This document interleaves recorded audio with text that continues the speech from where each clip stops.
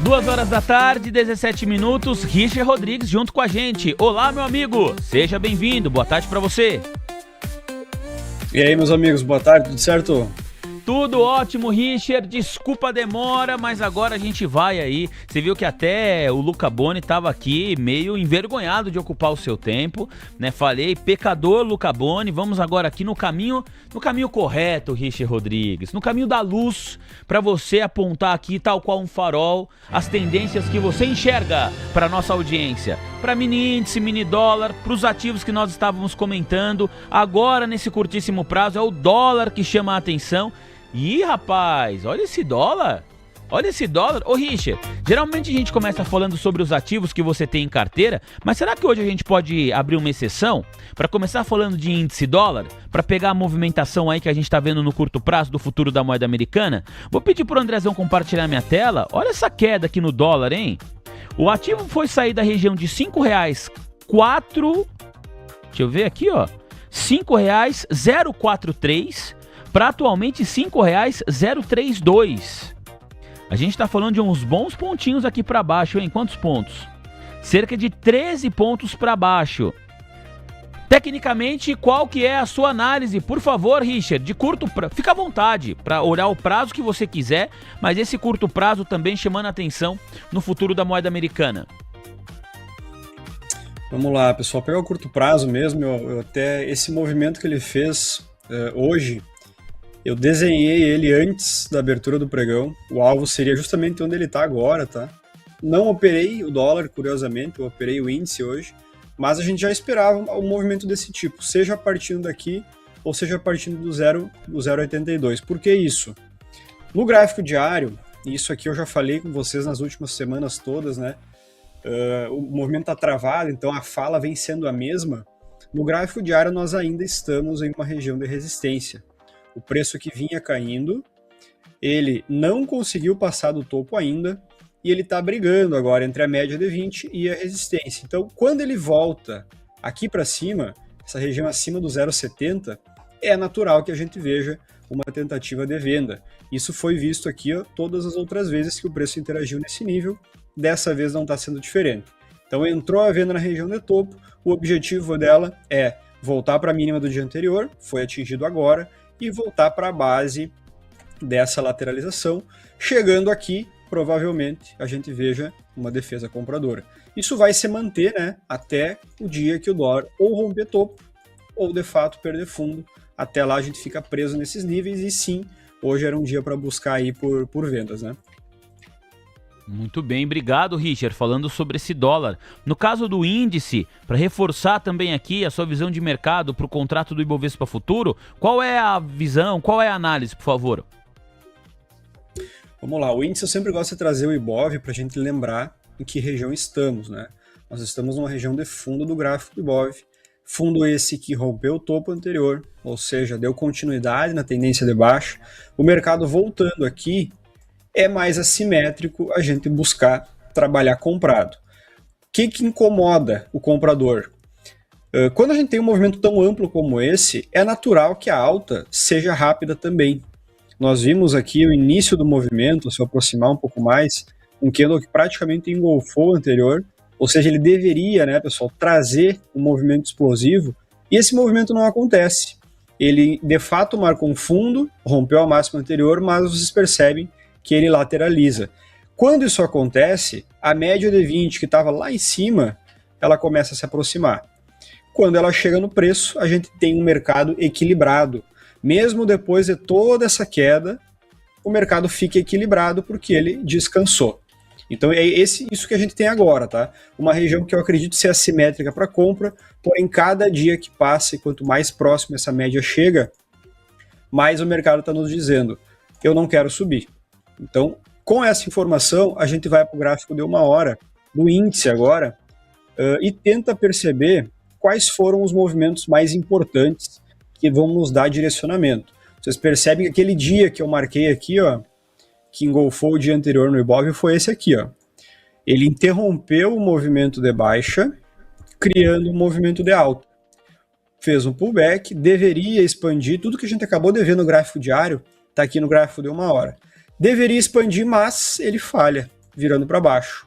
Depois, ele faz um pivô de baixa.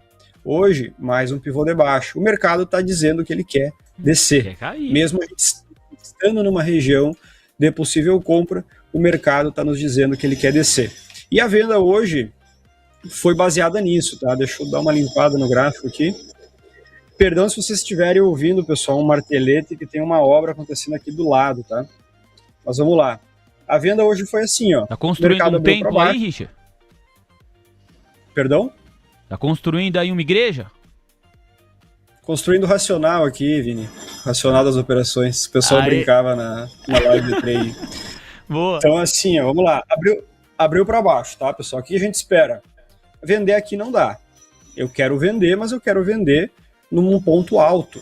O mercado hoje voltou para a região de topo da tarde de ontem e ele começou a deixar essas falhas aqui. Esse aqui foi o gatilho de venda, tá? Eu procurei depois, num prazo menor, uma entrada e a gente pegou esse movimento de queda.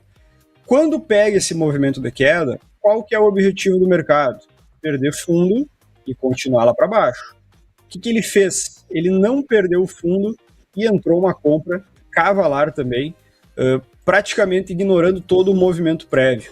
Então a gente tem uma leitura, deixa eu apagar de novo aqui, limpar um pouquinho. Nós temos uma leitura de continuidade de baixa, ao mesmo tempo nós temos as defesas compradoras. Tem briga acontecendo nessa região. Pode ser porque a gente está no fundo do Ibov? Pode ser, mas a princípio nós temos um mercado aí lateral. Então, tudo aquilo que a gente viu no Ibov está definido aqui. Eu vou priorizar vendas ainda enquanto a gente tiver com esse 1 hora virado para baixo. Se ele virar para cima, eu priorizo compras e sempre tentando fazer aquilo, né? Vender nas pontas altas, nas partes altas e comprar nas partes baixas, quando e se esse 1 hora está alinhado. O dia de hoje, completamente lateral. Falhou topo, falhou fundo e agora ele trabalha aqui no meio. Não vejo absolutamente nada para fazer nessa configuração aqui. Obrigado, viu, Richard? Vamos voltar aqui para nossa tradição, que é ouvir os ativos que você tem encarteirado, que é para a gente saber as movimentações que você realizou nessa semana que está acabando.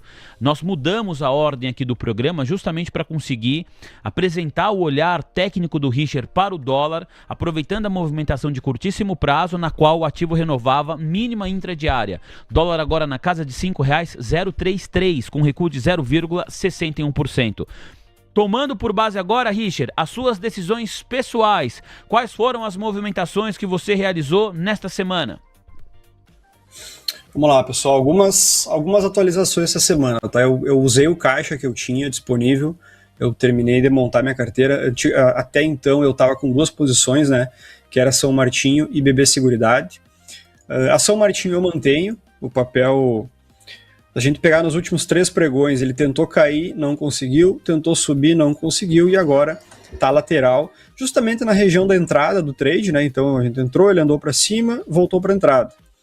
Está em suporte ainda, médias ascendentes, média de 200 em branco aqui embaixo. Eu imagino que o preço volte a trabalhar em direção à alta, mas de fato nos últimos 3 dias a gente não teve nada muito convicto. O papel apresentou balanço aqui no dia 26, tentou cair, não conseguiu, no outro dia tentou subir, não conseguiu. Então a gente tem que aguardar novos movimentos, tá? Eu espero que seja um movimento de alta.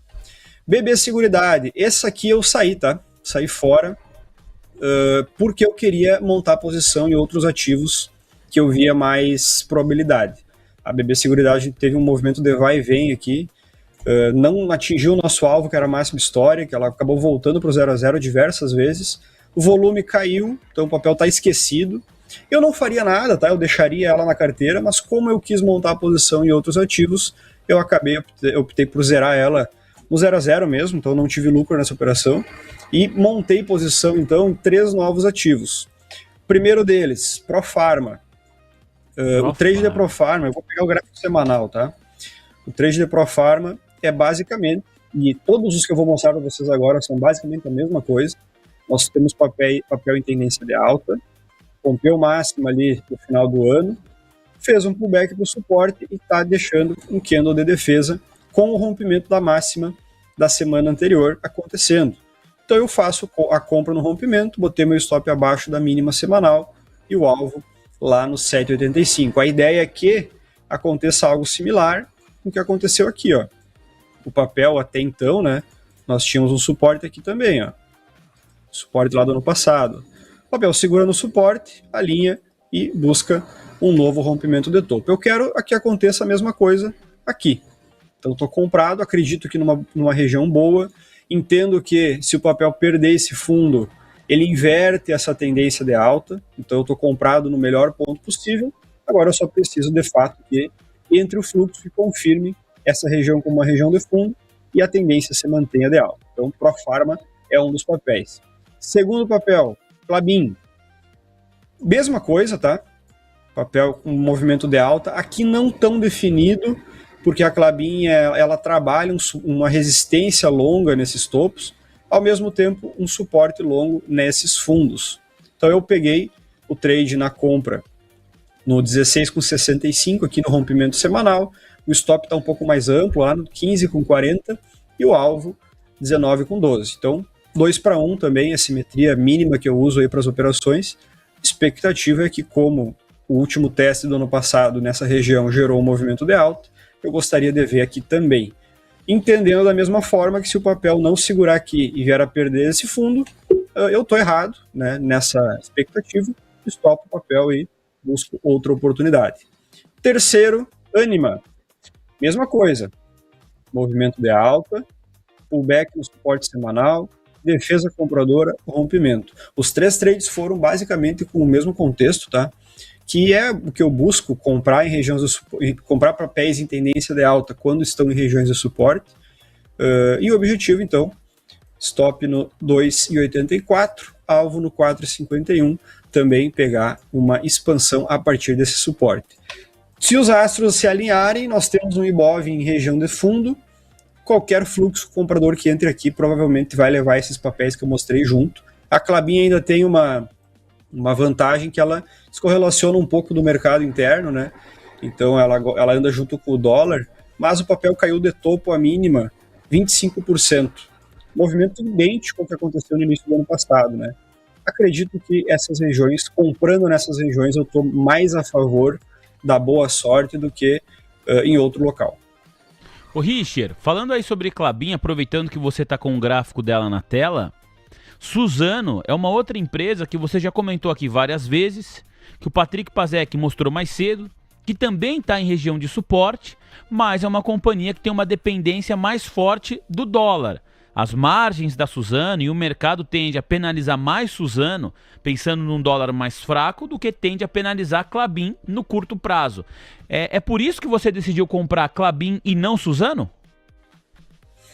Não, eu decidi a Klabin em vez da Suzano puramente pelo gráfico. Tá? Eu lembro que era um papel que eu tinha falado para vocês, a Suzano, que eu estava de olho, só que mudou um pouco a configuração dela, né, no sentido que nós tínhamos, quando a gente conversou sobre a Suzano, nós tínhamos esse fundo mantido, o papel estava negociando nesses níveis aqui, por volta do 49. O que eu queria ter visto na Suzano? A defesa nesses 49, para eu buscar uma entrada em direção ao topo. O papel veio a perder esse primeiro fundo, tá? Quando isso acontece, não vai invalidar a leitura, porém ela aumentou um pouco o range de stop. Vocês percebam que se eu afastar o gráfico, ó, o ponto de segurança que eu tenho na Suzano é esse fundo no 34,70, podendo talvez usar esse fundo aqui, ó, no 40,42, mas pensem, se eu estou comprado aqui e ela desce um pouquinho mais e depois sobe, eu vou ter tomado esse primeiro stop e eu não vou ter saído da região do suporte. Então eu tenho uma ampla amplitude aqui de stop na Suzano. Se eu fosse usar todo esse stop, Vini, eu teria que ter um alvo lá na casa dos 57,90, praticamente no topo, né? A gente está praticamente com alvo na resistência. A Klabin, o contexto é bem parecido, só que o suporte dela está bem mais definido, com mais testes, ele está menos amplo, e o alvo dela, se der certo, é no 19,12, ainda longe da resistência. Então eu entendo que ambos os papéis devam performar parecido, mas a Klabin ela me dá uma entrada um pouco mais cirúrgica, digamos assim, ela me dá uma entrada mais com mais confiança. Eu tenho mais confluências a favor do gráfico de Klabin do que da Suzano, mesmo entendendo que ambas aí devam andar parecido. Obrigado, Richard. Vamos falar rapidinho antes de pedidos da audiência sobre o futuro da moeda americana mais uma vez. Vou pedir para o Andrezão compartilhar minha tela, VaptVupt, só para mostrar a ferramenta Times and Trades. O dólar está renovando mínima intradiária e é alguém aí operando pela Tullet que está ajudando o futuro da moeda americana a buscar a região de mínima do dia agora nesta tarde de quinta-feira. Richard, para quem está fazendo trade no curtíssimo prazo, qual é a sua visão sobre esse dólar? Pessoal, curto prazo ele deveria descer mais, tá? A gente tem, olhando o gráfico de 10 minutos aqui, deixa eu tirar para o lado essa expectativa. Nós temos uma tendência de baixa definida. Ele chegou na mínima do dia anterior, onde poderia encontrar uma certa defesa compradora e não está encontrando. Então, está expandindo a perna de baixa. Normal é ele voltar um pouquinho e acelerar de novo. Então, por enquanto, quem está trabalhando de curto prazo, eu aguardaria o retorno por volta aqui dos 5,040 e ia perceber se aparecia algum sinal de continuidade para vender e continuar esse movimento. Mas, de novo, né, isso curtíssimo prazo. Eu, particularmente, gosto de trabalhar vendas nas regiões de resistência. Então, se fosse fazer algo no dólar, teria sido na abertura do dia. Tá? E eu teria zerado agora na mínima do dia anterior. Eu não estaria procurando a venda na mínima, que era o alvo, para tentar ir mais um pouquinho embora, olhando o movimento prévio, né? Isso aqui seja bem plausível. E tem notícia urgente, notícia importante sobre mercado de trabalho. Hoje mais cedo saiu a PNAD, agora à tarde CAGED, senhoras e senhores. E aí vem um dado que olha para o mercado de trabalho do Brasil, mas muito abaixo do consenso. E esse dado do CAGED ajuda a movimentar os contratos de juros futuros. E o dólar veio para baixo também de maneira mais acentuada depois de 2h30 da tarde, que foi o horário da divulgação do dado. CAGED registrou 85.888 empregos líquidos em abril. É um dado retrovisor. Mas o consenso de mercado esperava a criação de novas vagas na casa de 211 mil novos postos de trabalho. Expectativa do consenso, 211 mil novos postos de trabalho. Realidade entregue pelo CAGED, criação de empregos líquidos em abril, 85.888. Mostra um mercado de trabalho menos aquecido do que o consenso de mercado projetava.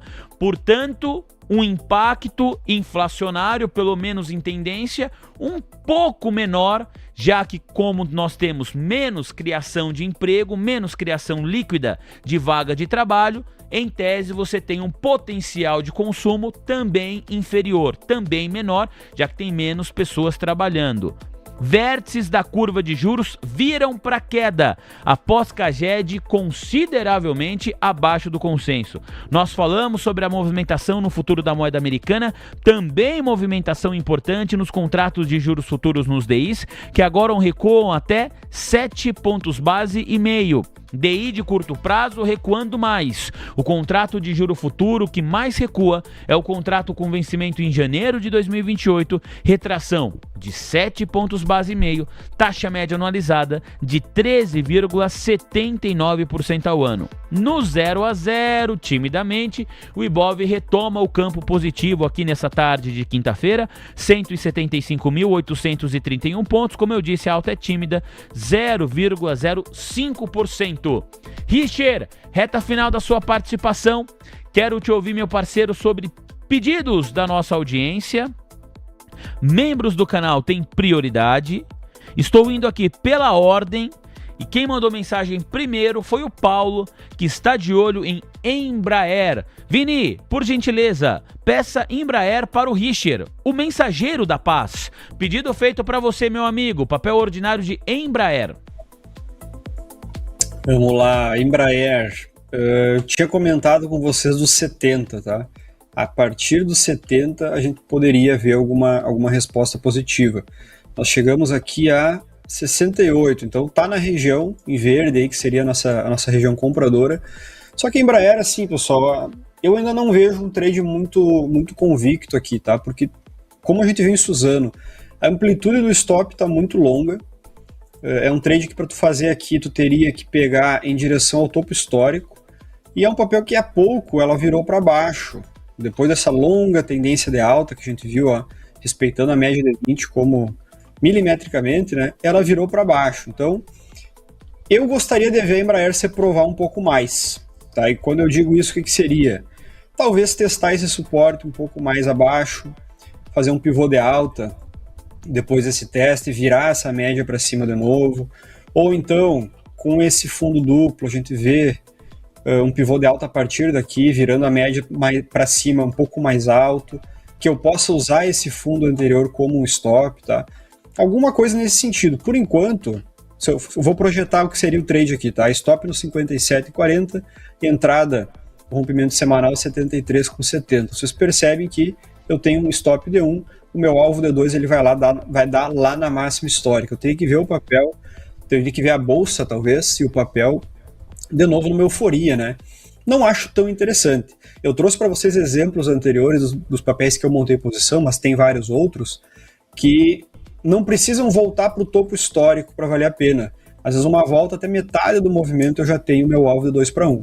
Então, sim, fica no radar aí como um possível papel, mas entre outras opções eu não iria nela, tá? Gostaria de ver mais um desenho aqui, mais uma aproximação dessa média de 200 e aí tentar esse movimento de alta. Mas já tocou no suporte, quem gosta do papel já tem aí, em teoria, uma região barata para buscar compras. Obrigado, meu amigo. Pra gente encerrar, mais um pedido, agora é do Marco Ceravolo, membro do nosso canal. Ele pede para você monitorar, por gentileza, Marco Polo, Pomo 4. Ele pergunta se você gosta dessa empresa, Richard.